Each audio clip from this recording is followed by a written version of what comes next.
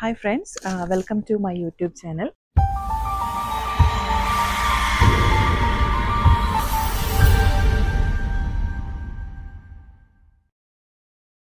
എല്ലാവരും തന്നെ ആ വീഡിയോയിലോട്ട് കമൻറ്റ് ഇട്ടത് എത്ര രൂപയാവും ഈ കൊറിയർ അയക്കണേന്, പെർ കെ ജി റേറ്റ് എത്രയാണ്. ഇന്ത്യ പോസ്റ്റ് വഴി അയക്കുമ്പോൾ പെർ കെ ജി റേറ്റിലല്ല അവർ ക്യാഷ് കാൽക്കുലേറ്റ് ചെയ്യുന്നത്.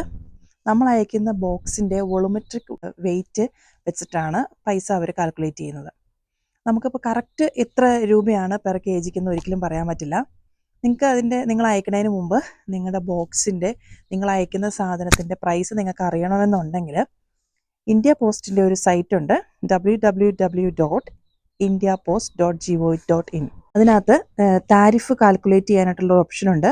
അപ്പോൾ അതിനകത്ത് നമ്മുടെ ബോക്സിൻ്റെ വെയിറ്റ്, നമ്മുടെ ഡെസ്റ്റിനേഷൻ കൺട്രി, അവിടുത്തെ പോസ്റ്റൽ കോഡ്, ഇത്രയും ഡീറ്റെയിൽസ് അടിച്ചു കൊടുക്കുമ്പം നമുക്കൊരു ഏകദേശമായിട്ടുള്ള റേറ്റ് നമുക്ക് കിട്ടും. അങ്ങനെയാണ് നമുക്കിപ്പോൾ കറക്റ്റ് എത്ര രൂപ വരുമെന്ന് പറയാൻ പറ്റത്തുള്ളൂ. അല്ലാതെ പെർ കെ ജിക്ക് ഇത്ര റേറ്റ് എന്ന രീതിയിലല്ല ഇന്ത്യ പോസ്റ്റിൻ്റെ നമ്മൾ അയക്കുന്ന കൊറിയറിൻ്റെ ചാർജ് വരുന്നത്. ഇപ്പം ഞാൻ ഇൻവർക്കാർഗിലോട്ട് അയച്ച ഒരു റേറ്റ് ആയിരിക്കില്ല ചിലപ്പോൾ ഓക്ലൻഡിലുള്ള ഒരാൾക്ക് അയക്കാനായിട്ട് ഡിഫറൻസ് ഉണ്ടാകും. നിങ്ങളുടെ ബോക്സിൻ്റെ വെയിറ്റ്, അതേപോലെ നിങ്ങളുടെ ഡെസ്റ്റിനേഷൻ കൺട്രി, അതൊക്കെ ഡിപ്പെൻഡ് ചെയ്താണ് ഈ കൊറിയർ ചാർജ് വരുന്നത്. ഓക്കെ, അതേപോലെ തന്നെ എന്നോട് ചോദിച്ച വേറൊരു ക്വസ്റ്റ്യനാണ്, ഓസ്ട്രേലിയയിലോട്ട് ഡെലിവറി ഉണ്ടോയെന്ന്. ഓസ്ട്രേലിയയിലോട്ടെന്ന് മാത്രമല്ല, മലയാളികളുള്ള ഓൾമോസ്റ്റ് എല്ലാ രാജ്യങ്ങളിലോട്ടും ഇന്ത്യ പോസ്റ്റിൻ്റെ ഡെലിവറി ഉണ്ട്. എന്തെങ്കിലും ഇഷ്യൂസ് ഉണ്ടാകുന്ന സമയത്ത്, അതായത് വല്ല യുദ്ധം അങ്ങനെയുള്ള കാര്യങ്ങളൊക്കെ നടക്കുമ്പോൾ മാത്രമേ അങ്ങോട്ടുള്ള പോസ്റ്റൽ സർവീസുകൾ നിർത്തിവെക്കുന്നുള്ളൂ. അല്ലാതെ ഒട്ടുമിക്ക രാജ്യങ്ങളിലോട്ടും ഇന്ത്യ പോസ്റ്റിൻ്റെ കൊറിയർ സർവീസ് ലഭ്യമാണ്. അടുത്തതാണ്, എന്തൊക്കെ ഇന്ത്യ പോസ്റ്റ് വഴി നമുക്ക് അയക്കാം. നമുക്ക് എല്ലാ സാധനങ്ങളും ഇന്ത്യ പോസ്റ്റ് വഴിക്കാൻ, ഡ്രസ്സ്, മെഡിസിൻസ്, അതേപോലെ തന്നെ പൗഡർ ഐറ്റംസ്, നമ്മുടെ കറി പൗഡർ കാര്യങ്ങളൊക്കെ അയക്കാം. ഒൺലി കണ്ടീഷനാണ് ലിക്വിഡ്സ് ഒന്നും അയക്കാൻ പറ്റില്ല. ലിക്വിഡ്സ് അതായത് ഓയിൽ അങ്ങനെയുള്ള സാധനങ്ങളൊന്നും ഇന്ത്യ പോസ്റ്റ് വഴി അയക്കാനായിട്ട് അലൗ ചെയ്യുന്നില്ല. ഞാൻ എൻ്റെ എക്സ്പീരിയൻസ് വെച്ചിട്ടാണ് ഞാൻ ഈ വീഡിയോ പറയുന്നത്. കാരണം പറഞ്ഞാൽ 3 തവണ നാട്ടിൽ നിന്നും സാധനങ്ങൾ ഇന്ത്യ പോസ്റ്റ് വഴി അയച്ചതാണ്, ഇൻക്ലൂഡിങ് മെഡിസിൻസ്. അപ്പോൾ അതുകൊണ്ടാണ് ഞാനിപ്പോൾ ഈ വീഡിയോ ചെയ്യുന്നത്. എൻ്റെ എക്സ്പീരിയൻസാണ് ഞാൻ നിങ്ങളോട് ഷെയർ ചെയ്യുന്നത്. ഓക്കെ, പിന്നെ അതുപോലെ ഇത് എങ്ങനെയാണ് ഇത് അയക്കേണ്ടത്. ഓഫ് കോഴ്സ് പോസ്റ്റ് ഓഫീസ് വഴിയാണ് അയക്കേണ്ടത്. നിങ്ങൾ നിങ്ങളുടെ നിയറസ്റ്റ് പോസ്റ്റ് ഓഫീസിൽ അന്വേഷിക്കുക. ചില സമയത്ത് നമ്മുടെ റിമോട്ടായിട്ടുള്ള ഏരിയകളിലുള്ള പോസ്റ്റ് ഓഫീസിൽ അവർ ദൂരോട്ടുള്ള സാധനങ്ങൾ അയക്കാനായിട്ട് തയ്യാറാകുന്നില്ല. എന്താ അതിൻ്റെ റീസൺ എന്ന് എനിക്കറിയില്ല. ഇനി അവർക്ക് അഡ്വാൻസ്ഡ് ആയിട്ടുള്ള കമ്പ്യൂട്ടർ സിസ്റ്റം ഇല്ലാഞ്ഞിട്ടാണോ, അതോ അവർക്ക് അറിയാൻ പാടില്ലാഞ്ഞിട്ടാണോ എന്നെനിക്കറിയത്തില്ല. എനിക്ക് അങ്ങനെ ഒരു എക്സ്പീരിയൻസ് ഉണ്ടായിട്ടുണ്ട്. നാട്ടിൽ നമ്മുടെ നിയറസ്റ്റ് ആയിട്ടുള്ള പോസ്റ്റ് ഓഫീസിൽ അവർ അലോ ചെയ്യുന്നില്ല. അപ്പോൾ അതുകൊണ്ട് നമ്മൾ മെയിൻ ആയിട്ടുള്ള ഒരു പോസ്റ്റ് ഓഫീസിലോട്ട്, നമ്മുടെ പോസ്റ്റ് ഓഫീസുകൾ പല ബ്രാഞ്ചുകളുണ്ടല്ലോ, അപ്പോൾ അതിനകത്തുള്ള മെയിൻ പോസ്റ്റ് ഓഫീസിൽ ചെന്ന് അയക്കാൻ ശ്രദ്ധിക്കുകയാണെങ്കിൽ നമുക്ക് കുറച്ച് ബുദ്ധിമുട്ടുകൾ കുറഞ്ഞിരിക്കും. കാരണം നമ്മൾ അയക്കുന്ന ഓരോ സാധനത്തിനും കോഡുണ്ട്. അപ്പോൾ നമ്മൾ ഓരോ സാധനത്തിൻ്റെയും കോഡും ടൈപ്പ് ചെയ്യണം. ചില സ്ഥലത്ത് ചെന്ന് കഴിയുമ്പോൾ അവർ പറയും നമ്മളോട് തന്നെ ആ കോഡ് സെർച്ച് ചെയ്ത് കണ്ടുപിടിക്കണം. അത് അത്ര ഈസി ആയിട്ടുള്ള കാര്യമല്ല. എനിക്കറിയാൻ പാടില്ല കേട്ടോ. ഞാൻ ചെയ്ത പോസ്റ്റ് ഓഫീസിൽ ഞങ്ങളെ ഹെൽപ്പ് ചെയ്യുകയാണ് ചെയ്തത്. അവർ തന്നെയാണ് നമുക്ക് ആ കോഡ് പറഞ്ഞു തന്നത്. നമ്മൾ സാധനങ്ങളുടെ ലിസ്റ്റ് ടൈപ്പ് ചെയ്ത് കൊണ്ടുപോകണം, ഇൻക്ലൂഡിങ് ആ സാധനങ്ങളുടെ ക്വാണ്ടിറ്റി. അല്ല, ഡ്രസ്സാണെങ്കിൽ ഇപ്പം 3 ഡ്രസ്സുണ്ട് അല്ലെങ്കിൽ 4 ഡ്രസ്സുണ്ട്, അതിൻ്റെ നമ്പേഴ്സും കൂടി നമ്മൾ അതിനകത്ത് മെൻഷൻ ചെയ്യണം. അപ്പോൾ ആ കോഡ് അവരത് പറഞ്ഞു തരും, നമ്മൾ ആ കോഡ് അതിനകത്ത് റൈറ്റ് ചെയ്യണം. അപ്പോൾ എല്ലാ പോസ്റ്റ് ഓഫീസിലും ഈ ഫെസിലിറ്റി അവൈലബിൾ ആണോ, അതുകൊണ്ടാണോ, അത് അവർക്ക് അറിയാൻ പാടില്ലാത്തതായിട്ടാണോ, അതോ അവർക്കത് ചെയ്യാൻ താല്പര്യമില്ലാഞ്ഞിട്ടാണോ എന്നറിയില്ല. അവർ പറയുന്നത് എന്നോടൊരു തവണ പറഞ്ഞിട്ടുണ്ട്, നമ്മളോട് ഗൂഗിൾ നോക്കിയൊക്കെ മീൻസ് കോഡ് സെർച്ച് ചെയ്ത് കണ്ടുപിടിക്കാനൊക്കെ. അപ്പോൾ അതുകൊണ്ട് നമ്മൾ മെയിൻ പോസ്റ്റ് ഓഫീസ് ചൂസ് ചെയ്യുകയാണെങ്കിൽ അവിടെ കുറച്ചും കൂടി അഡ്വാൻസ്ഡ് ആയിട്ടുള്ള കാര്യങ്ങളൊക്കെ ഉണ്ടാവും. അപ്പോൾ അതുകൊണ്ട് നമുക്ക് ഈസി ആയിട്ട് ആ കോഡ് കാര്യങ്ങൾ കിട്ടാൻ നമുക്ക് കുറച്ചുകൂടെ എളുപ്പമുണ്ടായിരിക്കും. അതുകൊണ്ടാണ് ഞാൻ പറഞ്ഞത് അതായത് മെയിൻ ആയിട്ടുള്ള ഒരു പോസ്റ്റ് ഓഫീസ് ചൂസ് ചെയ്യാനായിട്ട് പറഞ്ഞത്. അടുത്ത ഒരു മെയിൻ ആയിട്ടുള്ള കാര്യമാണ് പാക്കിങ്. നമ്മൾ തന്നെയാണ് ഈ ബോക്സ് പാക്ക് ചെയ്യേണ്ടത്. നമ്മൾ എന്തോരം നന്നായിട്ട് പാക്ക് ചെയ്യുന്നോ അതിനനുസരിച്ചിരിക്കും നമ്മുടെ സാധനങ്ങൾ സേഫായിട്ട് ഡെസ്റ്റിനേഷൻ കൺട്രിയിൽ എത്തുന്നത്. അപ്പോൾ പാക്കിങ് അതിനകത്തൊരു വലിയൊരു ഘടകമാണ്. നല്ലൊരു അത്യാവശ്യം മോശമില്ലാത്തൊരു മീഡിയം സൈസ് കാർട്ടൺ എടുക്കുക. പിന്നെ അതേപോലെ തന്നെ ഒരു ബ്രൗൺ കളർ, ഞാൻ എൻ്റെ വീഡിയോ കണ്ടിട്ടൊക്കെ അറിയാം പാക്ക് വന്നിരിക്കുന്നത് എങ്ങനെയാണെന്ന്. ഫുള്ള് ആ പാക്ക് ഒരു ബ്രൗൺ കളർ സ്റ്റിക്കർ ഉണ്ടല്ലോ, ആ സ്റ്റിക്കർ വെച്ച് ഫുള്ള് നമ്മൾ റാപ്പ് ചെയ്യുന്നു. അതിനകത്ത് നമ്മൾ ഫ്രമും ടൂവും പ്രിൻ്റ് എടുത്തത് അതിനകത്ത് ഒട്ടിച്ച് വെക്കണം. ഓക്കെ, കറക്റ്റായിട്ട് ഫ്രം അഡ്രസ്സും ടു അഡ്രസ്സും എഴുതണം. അതിനകത്ത് പിൻകോഡുകളെല്ലാം കറക്റ്റായിരിക്കണം. അതേപോലെ തന്നെ ഫോൺ നമ്പറുകൾ മെൻഷൻ ചെയ്യണം. അതും നമ്മൾ ആ ബോക്സിനകത്ത് ഒട്ടിക്കണം. പക്ഷേ ബോക്സിൻ്റെ ടോപ്പ് ഒരിക്കലും കവർ ചെയ്ത് പോസ്റ്റ് ഓഫീസിലോട്ട് കൊണ്ടുപോയി ചെല്ലരുത്. കാരണം പറഞ്ഞാൽ പോസ്റ്റ് ഓഫീസിൽ ചെന്ന് അവർ നമ്മുടെ അയക്കുന്ന സാധനങ്ങളെല്ലാം അവർക്ക് വെരിഫൈ ചെയ്യാനുണ്ട്. എന്തൊക്കെ സാധനങ്ങളാണ് അയക്കേണ്ടത്, എന്തൊക്കെയാണ് അതിനകത്തുള്ളത്, അതനുസരിച്ചിട്ടാണ് അവർ കോഡൊക്കെ ടൈപ്പ് ചെയ്യുന്നത്. ആ സാധനങ്ങളെല്ലാം കണ്ടിട്ടാണ്. അപ്പോൾ ഒരു കാരണവശാലും നമ്മൾ പെട്ടിയുടെ ടോപ്പ് ഭാഗം ഒട്ടിച്ച് കൊണ്ടുപോകരുത്. നമ്മളവിടെ ചെന്നത് പിന്നെ അത് പൊട്ടിക്കേണ്ടി വരും. അപ്പോൾ അതുകൊണ്ട് ഒരിക്കലും അങ്ങനെ ചെയ്യരുത്.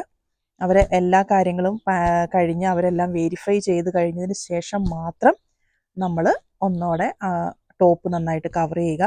അതിനുശേഷം നമ്മൾ എയർപോർട്ടിലൊക്കെ റാപ്പ് ചെയ്യുന്ന വൈറ്റ് കവറില്ലേ, ആ പേപ്പർ വെച്ച് നന്നായിട്ട് ഒന്നോടെ ചുറ്റുക.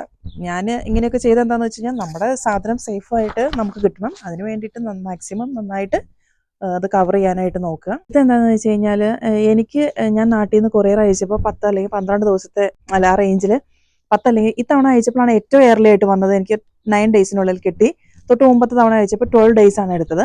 അപ്പോൾ അല്ലെങ്കിൽ ഒരു 10 തൊട്ട് 15 ദിവസത്തിന് ഇടയ്ക്ക് നമുക്ക് ആ സാധനം കിട്ടുന്നുണ്ട്. എന്തുകൊണ്ടാണ് എനിക്ക് അത്ര എയർലി ആയിട്ട് ആ സാധനം കിട്ടിയത്? കാരണം പറഞ്ഞു കഴിഞ്ഞാൽ പോസ്റ്റ് ഓഫീസുകാർ പറയുന്ന ടൈം റേഞ്ച് എന്ന് പറഞ്ഞാൽ 30 ഡേയ്സ് ആണ് അവർ പറയുന്നത്. അപ്പോൾ ഞാനോർത്തു എന്തായാലും വീഡിയോ എടുക്കുമ്പം ഇനി നിങ്ങൾ ആരെങ്കിലും അയച്ചു കഴിയുമ്പം 30 ഡേയ്സ് ആയി കഴിഞ്ഞ് കഴിഞ്ഞാൽ നിങ്ങൾ എന്നോട് പറയും, ഓക്കെ ഞാൻ വീഡിയോയുടെ വ്യൂവിന് വേണ്ടിയിട്ട് റോങ് ആയിട്ടുള്ള ഇൻഫർമേഷൻ തന്നതാണെന്ന് പറയരുതല്ലോ. അപ്പം ഞാനത് പോസ്റ്റ് ഓഫീസിൽ അന്വേഷിച്ചു, എന്തുകൊണ്ട് എൻ്റെ പോസ്റ്റ് നേരത്തെ എത്തി. അതിൻ്റെ കുറച്ച് ഘടകങ്ങളുണ്ട്. അത് നമ്മൾ ഒന്ന് കീപ്പ് ചെയ്യുകയാണെങ്കിൽ എന്തുകൊണ്ട് പോസ്റ്റ് നേരത്തെ എത്തി? ചിലപ്പം ഫ്ലൈറ്റിൻ്റെ അവൈലബിലിറ്റി, അതായത് നമ്മുടെ പാഴ്സൽ കയറി വരാനായിട്ട് ഫ്ലൈറ്റിൻ്റെ അവൈലബിലിറ്റി ഇല്ലാത്ത സമയങ്ങളുണ്ടായിരിക്കാം. അപ്പോൾ ആ സമയത്താണ് നമ്മുടെ ഭാഗ്യക്കേടിന് ആ സമയത്താണ് നമ്മൾ പോസ്റ്റ് അയക്കണമെങ്കിൽ നമുക്ക് ചിലപ്പോൾ കറക്റ്റ് സമയത്ത് പാഴ്സൽ വന്നിരിക്കില്ല. പിന്നെ ഈ ഫ്ലൈറ്റ് അവൈലബിലിറ്റി എന്ന് പറയുന്നത് നമ്മുടെ ഈ ബാഗേജ് കയറി പോകാനായിട്ട് ആ ഫ്ലൈറ്റിനകത്തുള്ളൊരു സ്പേസാണ്. അപ്പോൾ നമ്മൾ നല്ല വൃത്തിയിലും ഭംഗിയിലും മീഡിയം സൈസിലുള്ള ഒരു കാർട്ടൺ ചൂസ് ചെയ്തിട്ടാണ് നമ്മൾ ഈ ബോക്സ് പ്രിപ്പയർ ചെയ്യുന്നതെങ്കിൽ നമ്മൾ അതിനുള്ള ചാൻസ് കൂടുതൽ. ഇപ്പോൾ ചെറിയ ബോക്സൊക്കെ ആണെങ്കിൽ ആ ഒരു ഫ്ലൈറ്റിൽ കയറി വിടാനുള്ള പോസിബിലിറ്റി കൂടുതലാണ്. അപ്പോൾ ഫ്ലൈറ്റിൻ്റെ അവൈലബിലിറ്റി ഒരു മെയിൻ ഘടകമാണ്. പിന്നെ അതേപോലെ തന്നെ കറക്റ്റായിട്ടുള്ള പാക്കിങ്. ഇപ്പോൾ പാക്കിങ്ങിനകത്ത് ഒരു പൊട്ടലോ കാര്യങ്ങളോ, ഇപ്പോൾ എന്തെങ്കിലും ലിക്വിഡായിട്ടുള്ള ഐറ്റംസൊക്കെ ഉണ്ട്, അതെന്തെങ്കിലും ലീക്കായി അതൊക്കെ വന്നു കഴിഞ്ഞ് കഴിഞ്ഞാൽ അത് പിന്നെ അയക്കാൻ പോലും പറ്റില്ല. നമ്മുടെ പൈസ വെറുതെ അയച്ചത് പോകത്തേ ഉള്ളൂ. അവർ അത് അയക്കില്ല, നമുക്കത് തിരിച്ച് റിട്ടേൺ അയക്കും. പിന്നെ അതേപോലെ തന്നെ correct from and to address, അതേപോലെ തന്നെ സാധനങ്ങളുടെ കറക്റ്റ് കോഡ്, നമ്മൾ അയക്കുന്ന സാധനങ്ങളുടെ കോഡ്, അതേപോലെ തന്നെ നമ്മൾ ഇതൊക്കെ സാധനങ്ങൾ അയക്കുന്നുണ്ടോ അതിൻ്റെ എല്ലാത്തിൻ്റെയും പേര് ആ ലിസ്റ്റിനകത്ത് ഉണ്ടായിരിക്കണം. അതേപോലെ തന്നെ അതിൻ്റെ എല്ലാത്തിൻ്റെയും കോഡും. പിന്നെ ഒരു ഘടകമാണ് റെസ്ട്രിക്റ്റഡ് ഐറ്റംസ്, അതായത് ഈ ലിക്വിഡ് പോലെയുള്ള സാധനങ്ങളൊന്നും നമുക്ക് അയക്കാൻ പറ്റില്ല. അതെന്തെങ്കിലും അതിനകത്ത് നോട്ടീസ് ചെയ്ത് കഴിഞ്ഞ് കഴിഞ്ഞാൽ അത് തിരിച്ച് നമുക്ക് കസ്റ്റംസിൻ്റെ അവിടെ നിന്ന് നമുക്ക് തിരിച്ചയക്കും. അപ്പോൾ ഇതൊക്കെയാണ് മെയിനായിട്ടുള്ള കാര്യം. അപ്പം നിങ്ങൾ ആരെങ്കിലുമൊക്കെ അയച്ചു കഴിയുമ്പോൾ ഇനി 30 ഡേയ്സ് എടുത്തു എന്ന് പറഞ്ഞു, ഞാൻ തെറ്റായ ഒരു ഇൻഫർമേഷൻ തന്നതല്ല, ഞാൻ എൻ്റെ എക്സ്പീരിയൻസ് പറഞ്ഞാണ്. എനിക്ക് ഇത്രയും ദിവസം കൊണ്ട് വന്നു, അപ്പം നിങ്ങൾക്ക് എന്തുകൊണ്ട് ഡിലേ ആകുന്നു? മൈറ്റ് ബി ഇങ്ങനെയുള്ള കാരണങ്ങളാകാം നിങ്ങളുടെ ബോക്സ് ഡിലേ ആകുന്നത്.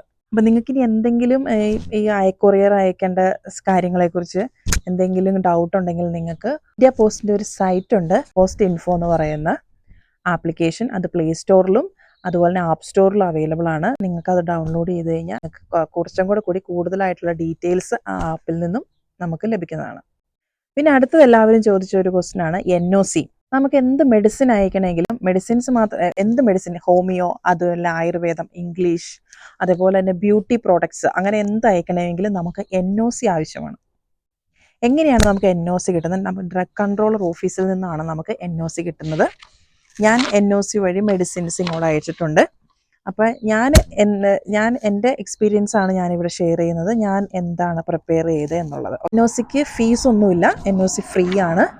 നമ്മൾ ഇമെയിൽ വഴി ഒരു റിക്വസ്റ്റ് കൊടുക്കുന്നു, അതുപോലെ തന്നെ ഇമെയിൽ വഴി തന്നെയാണ് നമുക്ക് NOCയും അപ്രൂവ് ചെയ്ത് കിട്ടുന്നത്. കൺട്രോൾ ഓഫീസിൻ്റെ ഇമെയിൽ ID ഞാൻ താഴെ കൊടുക്കുന്നുണ്ട്. todcochin@nic.in എന്ന ഇമെയിലിലോട്ടാണ് നമ്മൾ റിക്വസ്റ്റ് അയക്കേണ്ടത്. അയക്കാനായിട്ടൊരു ആപ്ലിക്കേഷൻ ഫോമിൻ്റെ ഫോമാറ്റ് ഉണ്ട്. അതിനകത്തൊരു ഫ്രം വേണം. നമുക്ക് വേണ്ടിയിട്ട് ആരാണോ നാട്ടിൽ നിന്നും മെഡിസിൻ അയക്കുന്നത് അവരുടെ അഡ്രസ്സാണ് ഫ്രം ആയിട്ട് വെക്കേണ്ടത്. Office of the technical officer, ഞാൻ ആ അഡ്രസ്സും കൂടി ഞാൻ ഈ വീഡിയോയുടെ താഴെ മെൻഷൻ ചെയ്യുന്നുണ്ട്. അപ്പം ഈ അഡ്രസ്സിലോട്ടാണ് ആപ്ലിക്കേഷൻ ഫോം നമ്മൾ അയക്കേണ്ടത്. ആപ്ലിക്കേഷൻ ഫോമിനകത്ത് വേണ്ടത് നെയിം ഓഫ് ദ റിസീവർ. ഇപ്പം ഞാനാണ് റിസീവിങ്, എൻ്റെ നെയിം, അതുപോലെ തന്നെ റിലേഷൻഷിപ്പ്, അതായത് അയക്കുന്ന ആളുമായിട്ട് ഉള്ള എൻ്റെ റിലേഷൻഷിപ്പ്, പിന്നെ അതുപോലെ തന്നെ പാസ്പോർട്ടിൻ്റെ copy, passport number, visa details, ഇതൊക്കെ ഈ ആപ്ലിക്കേഷൻ ഫോമിനകത്ത് ടൈപ്പ് ചെയ്യേണ്ട കാര്യങ്ങളാണ്. അതുപോലെ തന്നെ ഫോറിൻ അഡ്രസ്സ്, ഇപ്പം എനിക്കാണ് അയച്ചു തരണമെങ്കിൽ എൻ്റെ ഇവിടുത്തെ ന്യൂസിലാൻഡിലെ അഡ്രസ്സ് വേണം. അതുപോലെ തന്നെ name of the product, quantity and number. അതായത് ഇപ്പോൾ എന്തെങ്കിലും ബ്യൂട്ടി പ്രോഡക്ട്സ്, അതേപോലെ എന്തെങ്കിലും ആയുർവേദ പ്രോഡക്ട്സ് ഒക്കെ അയക്കുന്നെങ്കിൽ അതിൻ്റെ ക്വാണ്ടിറ്റി വേണം. അതായത് എത്ര ഗ്രാം, എത്ര kg, അതേപോലെ തന്നെ അങ്ങനെ ഇപ്പോൾ 1 kgയുടെ എത്ര ബോക്സ് ഉണ്ട്, അങ്ങനെയാണെങ്കിൽ ആ നമ്പേഴ്സ്, പിന്നെ അയക്കുന്ന ആളുടെ സിഗ്നേച്ചർ, ഇത്രയും വേണം ആപ്ലിക്കേഷൻ ഫോമിനകത്ത്. അതിൻ്റെ കൂടെ തന്നെ അയക്കുന്ന ആളുടെ പാസ്പോർട്ട് കോപ്പി, അതുപോലെ റിസീവ് ചെയ്യുന്ന ആളുടെ പാസ്പോർട്ട് കോപ്പി, വിസ ഡീറ്റെയിൽസ്, പിന്നെ സെയിൽസ് ഓർഡർ, നമ്മൾ മേടിച്ച സാധനത്തിൻ്റെ സെയിൽസ് ഓർഡർ, അതേപോലെ തന്നെ ഇൻവോയ്സ്, ഈ സാധനങ്ങളുടെ എല്ലാം വില വിവര പട്ടിക. പിന്നെ അതിൻ്റെ കൂടെ വേണ്ടതാണ് പ്രിസ്ക്രിപ്ഷൻ ഒരു പ്രത്യേക ഘടകമാണ്. കാരണം പറഞ്ഞാൽ എനിക്കൊരു 2-3 തവണ ഞാൻ ആ പ്രിസ്ക്രിപ്ഷൻ ചേഞ്ച് ചെയ്ത് അയക്കേണ്ടി വന്നു. കാരണം പറഞ്ഞാൽ പ്രിസ്ക്രിപ്ഷനകത്ത് ഈ പറയുന്ന കാര്യങ്ങൾ ഇല്ലെങ്കിൽ അവർ മസ്റ്റായിട്ടും വേറെ പ്രിസ്ക്രിപ്ഷൻ അയക്കാനായിട്ട് പറയും. അങ്ങനെ എനിക്ക് 2 തവണ ഞാൻ പ്രിസ്ക്രിപ്ഷന് വേണ്ടിയിട്ട് എൻ്റെ ഡോക്ടറെ കോൺടാക്ട് ചെയ്യേണ്ടി വന്നു.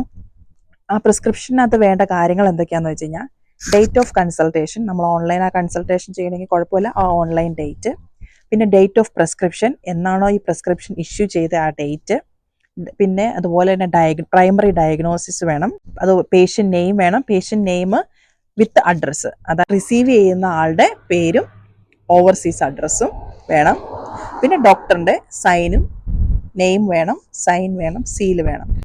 ഇത്രയും കാര്യങ്ങൾ നമ്മൾ അയച്ചു കൊടുത്തു കഴിയുമ്പം അവരതെല്ലാം ചെക്ക് ചെയ്തിട്ട് നമ്മൾ സെൻഡ് ചെയ്ത ഒരു ആപ്ലിക്കേഷൻ ഫോം ഉണ്ടല്ലോ, അതായത് നമ്മൾ ടൈപ്പ് ചെയ്ത് അയക്കുന്നതാണ് ആ ആപ്ലിക്കേഷൻ ഫോം.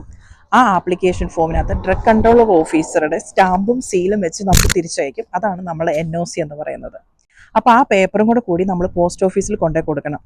നമ്മളിപ്പോൾ മെഡിസിനലായിട്ടുള്ള സാധനങ്ങൾ അയക്കാൻ നേരത്ത് ആ ഫോം, അതായത് നമുക്ക് അവർ റിട്ടേൺ ചെയ്ത് അയച്ച ആ ആപ്ലിക്കേഷൻ ഫോമിൻ്റെ കോപ്പിയും കൂടി നമ്മൾ പോസ്റ്റ് ഓഫീസിൽ കൊണ്ടുപോയി കൊടുത്തു കഴിഞ്ഞാൽ ഒരു ബുദ്ധിമുട്ടും ഇല്ലാതെ നമുക്ക് മെഡിസിൻസ് അയക്കാൻ പറ്റും.